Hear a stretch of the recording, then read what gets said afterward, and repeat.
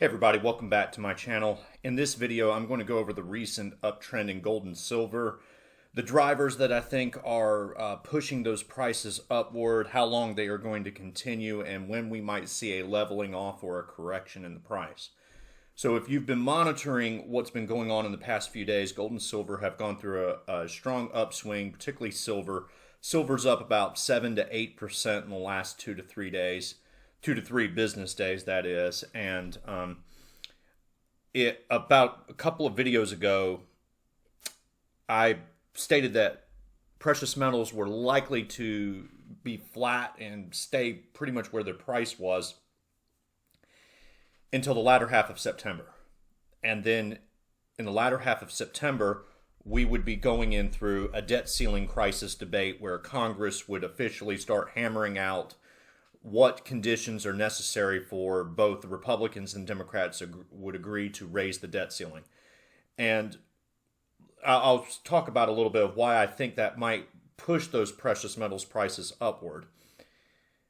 Essentially speaking, most investors like to hedge their bets. They understand that it is unlikely that, Congress would do something as fiscally irresponsible as never raise the debt ceiling and possibly throw the United States government's fiscal policy into such a crisis that it could actually default on some of its debt.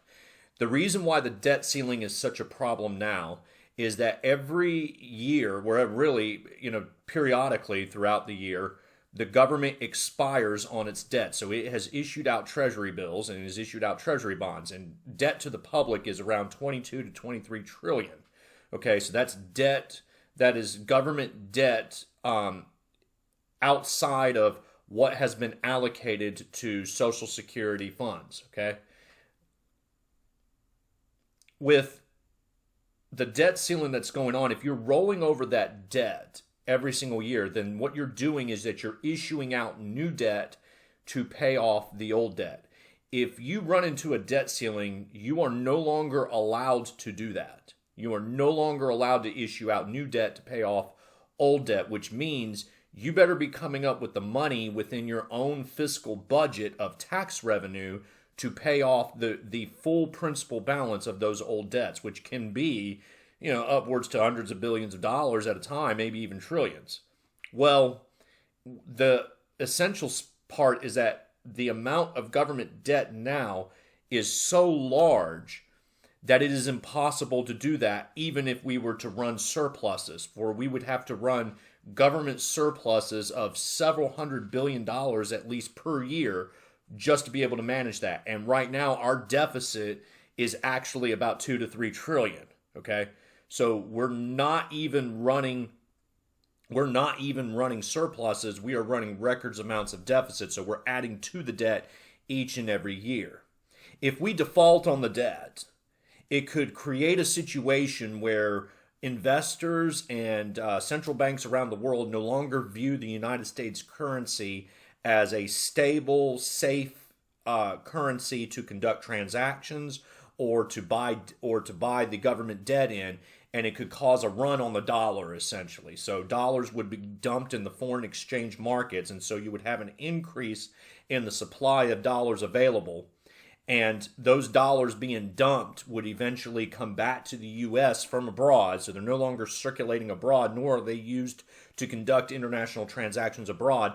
They would only be used to conduct domestic transactions, and you would have more money circulating inside of the United States itself, the United States country itself, buying consumer goods, and it would create high price inflation. So that's the reason why for every day that passes and we get closer to that debt ceiling, precious metals gets an upward price, because the risk, however minute or small that it is, of Congress doing something stupid, even temporarily for some type of political shenanigans, increases.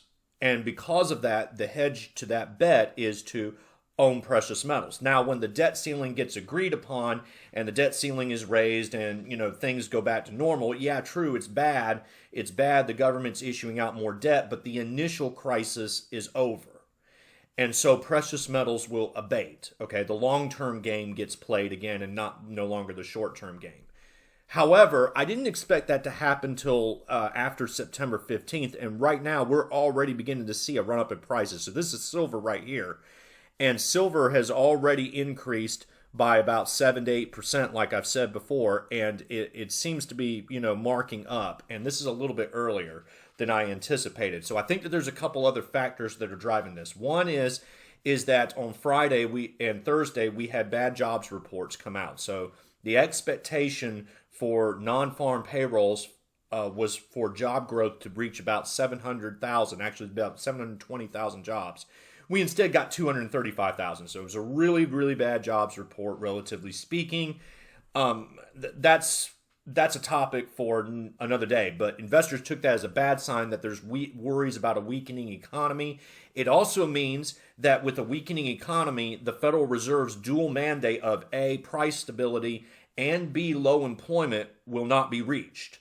So with unemployment staying relatively higher because there's not enough jobs being produced to absorb the slack in unemployed persons, to drop that rate down to what the Federal Reserve considers to be normal levels, which would probably be below 4% unemployment using the U3 statistic, then that means the likelihood that the Federal Reserve will keep interest rates lower for longer is a very real thing, which means the opportunity cost of owning gold is lower, which would push up precious metals. Where gold goes, silver will tend to follow. And then that means that they have to justify those low interest rates by printing more money and issuing more debt, which of course means more money chasing the same amount of goods, which means that there's a higher risk of inflation, also conducive to pushing up precious metals. And in a twist, this also is detrimental to stocks because stocks function is a function of economic growth. If we're seeing signs that the economy is weakening, even with low interest rates and expansionary monetary policy, then the likelihood that the money is going to go into the stock market to push stocks up to all-time highs is less and less likely. You might get a correction in the stock market, and again, that would push up precious metals. So we're seeing that push up right now that's been going on. The threat of COVID and the threat of government shutdowns, even if not domestically but abroad, is also that of a concern because as the global economy begins to diminish, that will also create higher global demand for those precious metals, which of course would push up the precious metals price in terms of dollars, even if the dollar were to go through a sort of corrective phase where the dollar would turn upward and strengthen because of a weakening economic growth and a flight to safe havens. You would see something very similar to what happened in 2008, where you would have the dollar increase in value as well as simultaneously precious metals increase in value. So that being said, it to me, it's temporary. This is not going to last longer than a month. Once the debt ceiling debate is over, we'll see more normal fluctuations in the gold and silver prices. So the question becomes, all right, well, what about this current run-up that we're seeing in precious metals? How high can it go? So one thing I wanted you to note here is that for the past year, silver, and we'll start with silver and then I'll turn my attention to gold. Silver has been trading in a price channel of about $28 and $23 per ounce, okay? So it doesn't ever, if it goes below $23 an ounce, it doesn't stay, and it goes back up, and then you'll have it reach maybe, touch above $28 an ounce, but more or less the ceilings tend to hang around this $28 an ounce. There's never been a sustained increase or a sustained decrease outside of this channel, okay? So what's going on? Well, back in middle August, silver bottomed out at about $23 an ounce. Now, for frame of reference, I started acquiring silver once it dipped below $24 an ounce. I was been looking at this channel, and from a personal perspective, I was already acquiring because I was like, I doubt silver would go much lower. It will probably turn upward sooner or later. I better start buying. So I did. And now we're seeing that push up right now. And This will likely continue for the rest of the month. Why? Well, you have to remember in the next week, we're going to get the inflation numbers coming out. They're looking to be bad. If you've seen my videos on those inflation numbers for the outlook for August's numbers, we're looking at on the CPI level of a % increase. And even though I've been saying that inflation will abate and calm down as the latter months continue, even if only temporarily, that's only going to come in, say, November or December. For the next month or two, at least for August's numbers, they're looking to be, pretty eye-popping and pretty bad, especially on the consumer price level. So I think that's going to be pushing up for precious metals. It would also be pessimistic for bonds and stocks, relatively speaking. Okay. The second thing is you got the debt ceiling debate. That's going to hit right after the inflation crisis. You've got the rising COVID cases that have been going on. We're beginning to see a little bit of peaking going on in certain areas, but we might see, as we start continuing on into the fall and cooling down into the winter, rising COVID cases as going on. Now, granted, we're going to be in the waning months of the summer into the fall, but we may still see that kind of increase go on in some of the northern states or countries around the world, and again, that can cause some instabilities in commodity prices, and that could be bullish for precious metals, particularly if it gets to a problem where there's worries about supply shortages or shutdowns of plants and factories or mining. So that would limit the use of those resources. It would also limit the mining production of gold and silver as a metal itself. That could spur a price jump over the next 3 weeks, these combinations of factors.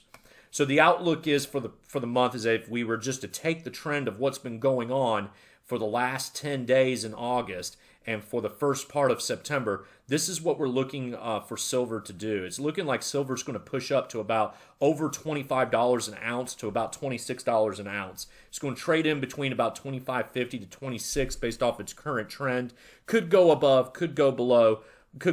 This is not an exact science. This is just a little bit of basic trend analysis. But just to give you that kind of outlook, we're looking like for silver to do a strong push up. Now, is it going to test its ceiling? No, it probably isn't. In other words, it's probably going to test a former ceiling somewhere in the middle of the channel here. So this is not something that's going to be groundbreaking or eye-breaking, but it could be a little bit of a profitable opportunity to acquire precious metals, especially if silver does do a breakout and go above this $26 an ounce. And I'm about to go into why that could be the case, and we could be seeing a stronger performance run in silver than what the trend is showing right now. And to do that, we need to go into look into silver's cousin, gold. So like with silver, I've done a channel with gold, and it seems to be that gold has traded between about $1,700 an ounce and $1,900 an ounce for the past. This one is really for the past 6 months or so. You could trade it back to a year, but I took it for the last 6 months to give you that real isolated look here of the price channel. And again, just like with silver, we're seeing a run up in gold's price. Now notice that the channel's a little bit tighter, whereas silver had about a 10% fluctuation above and below the midpoint. With gold, it only is about 5% above and below the midpoint. So even though gold has appreciated by some 6 to 7%, almost as much as what silver has, gold is already on the way to testing its ceiling, and I think that could be a real possibility as we see a convergence of the ceiling and floor prices, which is extremely bullish, to push up that gold price to about $1,900 an ounce by the end of the month. These are possibilities here, so it's nothing that this is set in stone. There could be a breakdown in the trend and a reversal, but I think the market dynamics as well as the political dynamics are going to force these precious metals prices upward. So I think we're going to see a testing. So what happens if we get into an extreme circumstance where gold does break out above its $1,900 ceiling and we start seeing gold testing way above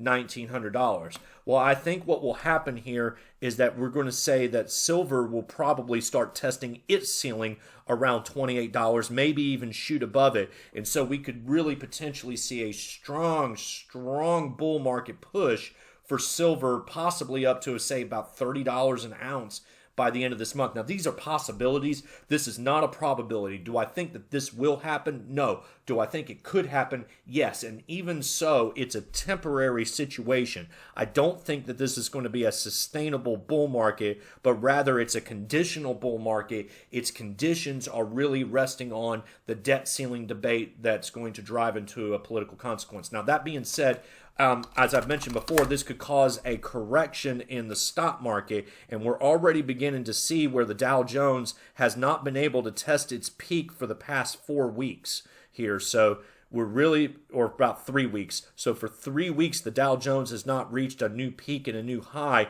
and this could be signaling that we might be on a little bit of a downward trend in the stock market, especially as the debt ceiling crisis comes into full bore. We could see the Dow Jones, the S&P, the Wilshire, the Russell 2000, and the NASDAQ will actually, except for the NASDAQ, correct by some 10 to 15% in the next month or so. Just because investors are getting jittery and they're getting wary here. The NASDAQ might be the exception to the rule. And the reason why I say that is because the NASDAQ is a function of low interest rates. So the NASDAQ seems to be on an upward push because the interest rates are going to stay low, and they're going to remain low while the debt ceiling crisis is coming into play. Remember that because no new government debt is coming out in the market, no new treasury bills, well, then that means that the price of existing government debt, the supply is being reduced, so it's going to push that price up and those interest rates down, which will be bullish for tech stocks because it makes tech cheaper and easier to produce. Since to produce tech stocks, along with other types and forms of capital goods, requires borrowing huge sums of cash up front for fixed cost to produce and create those goods. Well, when the interest rates are lower, those fixed costs are dropping because a lot of that is interest cost on debt, and that could be bullish for the stock market, for the NASDAQ stocks, the tech stocks. Saying that, another asset that could be bullish for it is cryptocurrencies. Notice that cryptocurrencies are pushing up just like the NASDAQ because, in my opinion, the cryptocurrencies are looking and functioning more like tech stocks, like tech investments, and therefore the financing for producing or creating value in cryptocurrencies seems to be similar to that of the NASDAQ. Lower interest rates allowing it cheaper to produce and to conduct those transactions and so on and so forth. So that's my take on it, guys. We could be seeing a run-up in Bitcoin a little bit. We could be seeing a run-up in the NASDAQ. We should be seeing a downward trend in traditional stocks outside of tech stocks. Interest rates should start to lower. The 10-year government bond should go down. Gold and silver look to be in a strong upward market for the next month. Let me know what you think. Leave a comment down below of the video. Click that like button. Subscribe to my channel. Click that notification bell just to show me some support. Guys, I thank you for watching this video. I'll provide some timely updates on what's going on in the current month, because this month of September is actually going to be really exciting with what's going on, particularly as we get more and more news coming out about the debt ceiling crisis. I'm very curious to see what's going to go on inside of the markets today. I think there's going to be a lot of volatility and instability here. So I'll relay that information to you as much as possible. Guys, definitely be on the lookout next week, not this week, but the following week, and I'll probably produce a couple videos between now and then of the inflation numbers. I'll definitely go over my new inflation forecast that I've been doing. And also, I'm revamping my some models that I've done before, because I've been able to get some of the gross output numbers and gives us a better look at the economy. Once again, guys, I thank you for watching this video, and I'll talk to you next time.